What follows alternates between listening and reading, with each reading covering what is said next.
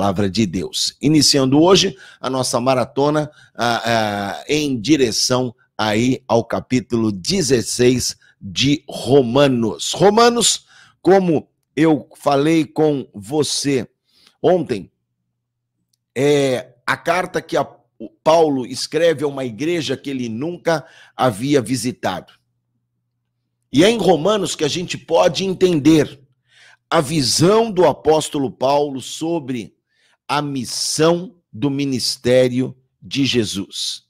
Se você quer conhecer mais a Cristo, se você quer entender melhor aquilo que é a doutrina cristã, Romanos é essencial. Por quê? Porque Paulo apresenta aqui na carta aos Romanos o evangelho de Cristo como uma maneira de viver e não apenas como fatos que você pode acreditar ou não acreditar. É aqui em Romanos que Paulo fala sobre a nossa condição da justificação pela graça, da redenção em Jesus Cristo. A carta escrita por Paulo aos Romanos é um livro super interessante. Por quê?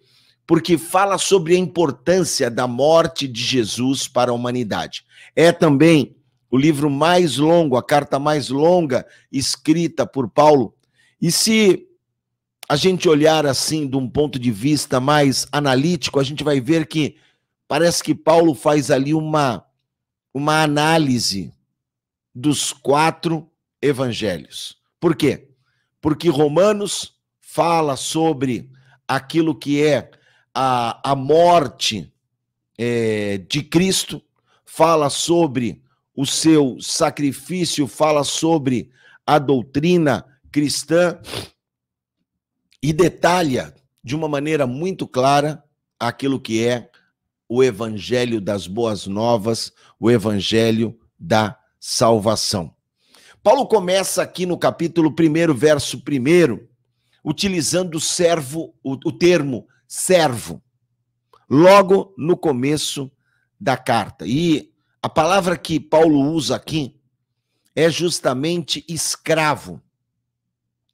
E a gente já pode tirar aqui uma lição de vida. Se te perguntarem, qual a aplicação do capítulo 1?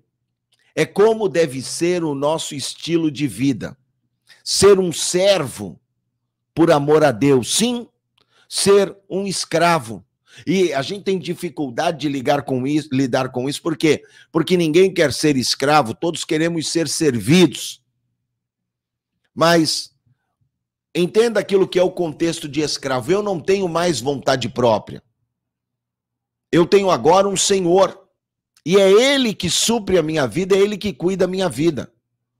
Pensa no seguinte, um escravo, ele não tem que se preocupar onde ele vai morar ou onde ele vai comer, porque tudo isso o seu Senhor vai prover para ele. Então, o conceito de escravo é um conceito muito interessante.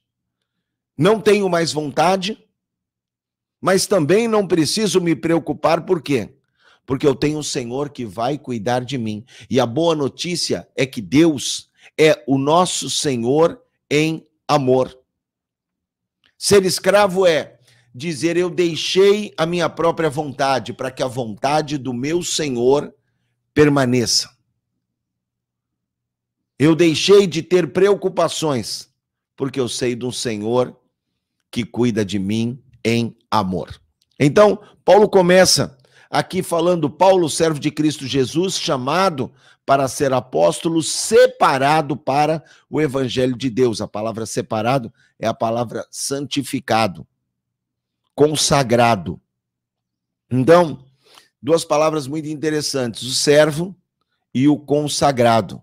Evangelho quer dizer o quê? Boas novas, boas notícias. É a boa notícia que Jesus cumpriu o pagamento total pelo nosso pecado, que ele levou sobre si o nosso castigo.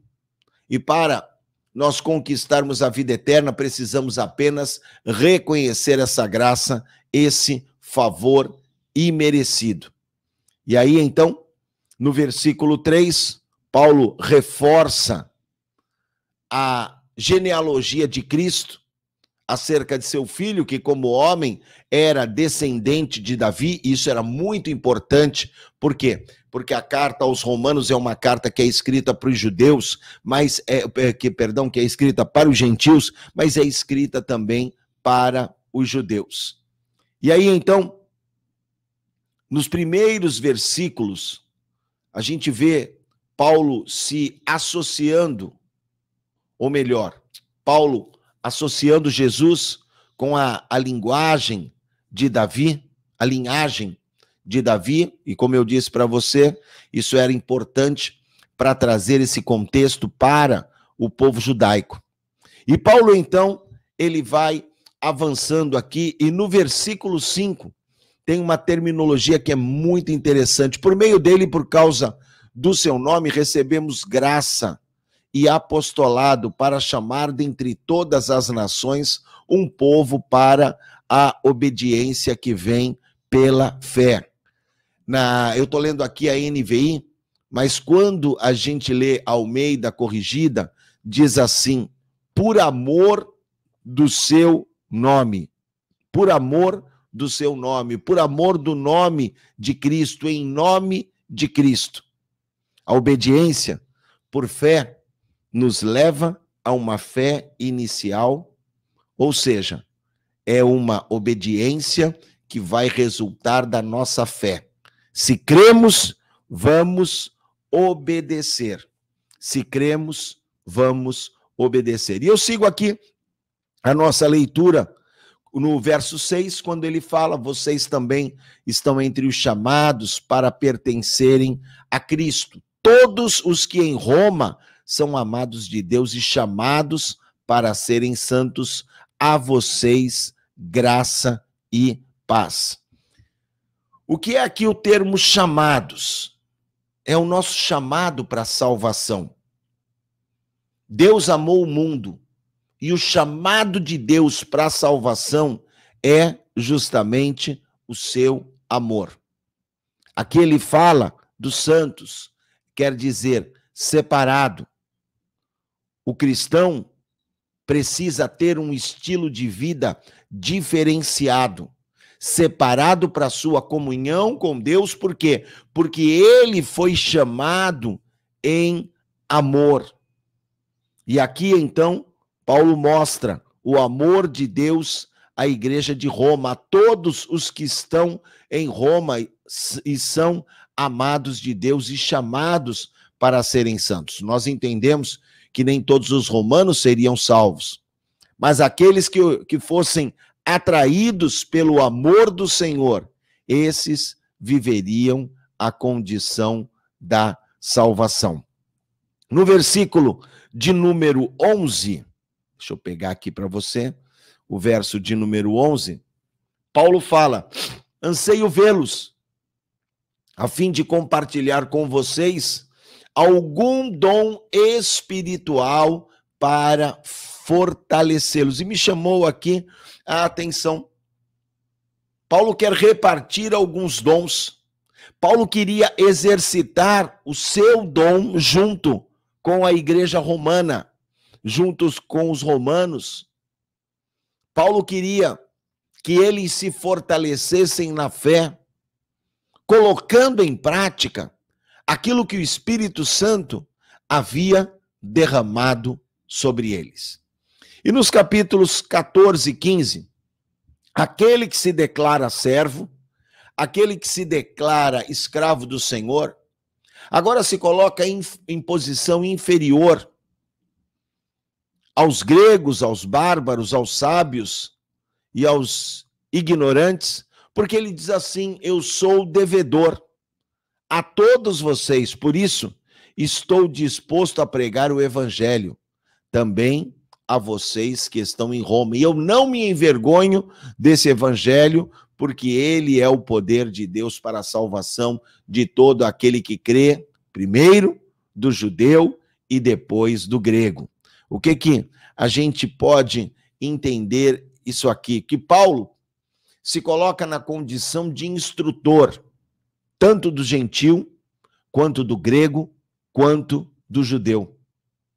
E quando ele se declara devedor, ele mostra a sua condição especial em relação aos gentios. Por quê? Porque Deus o havia chamado especificamente para isso. E quando ele menciona o grego e o bárbaro, ele está aqui englobando todos os gentios. A primeira vez que Paulo ele usa aqui o termo grego, ele se refere àqueles que falavam o idioma grego, que viviam debaixo dessa cultura. Quando ele fala dos bárbaros, eram os demais povos.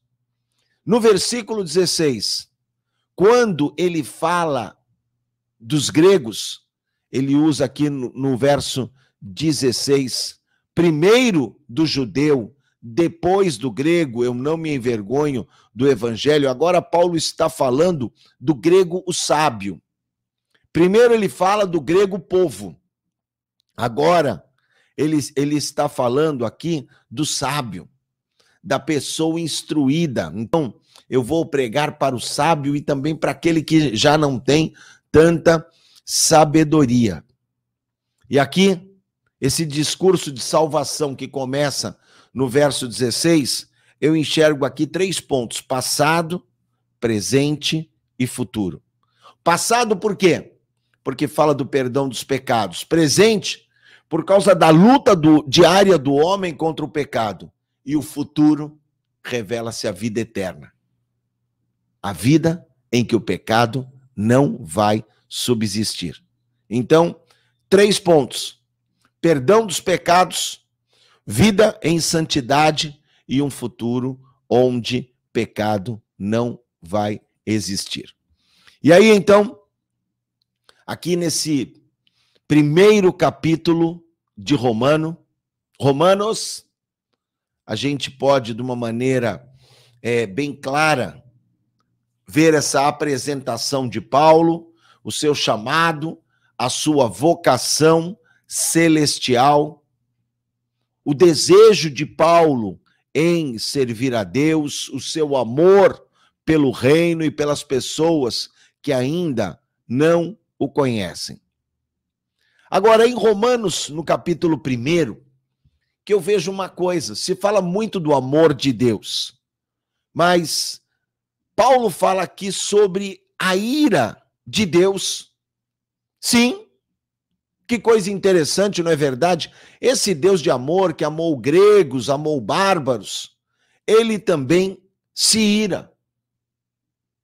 A gente muitas vezes vê as pessoas falando mais sobre o amor do que aquilo que é a ira de Deus.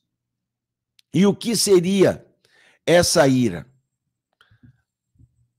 O Espírito Santo mostra nesse texto que a ira de Deus ela tem um alvo bem definido.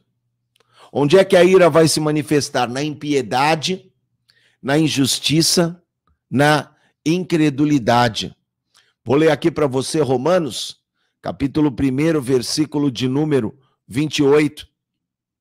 Além do mais, visto que desprezaram o conhecimento de Deus, ele os entregou a uma disposição mental reprovável, tornando-os cheios de toda sorte de injustiça, maldade, ganância, depravação. E aí ele vai falando aqui sobre características daquele que realmente resolveu desprezar, conhecer a Deus.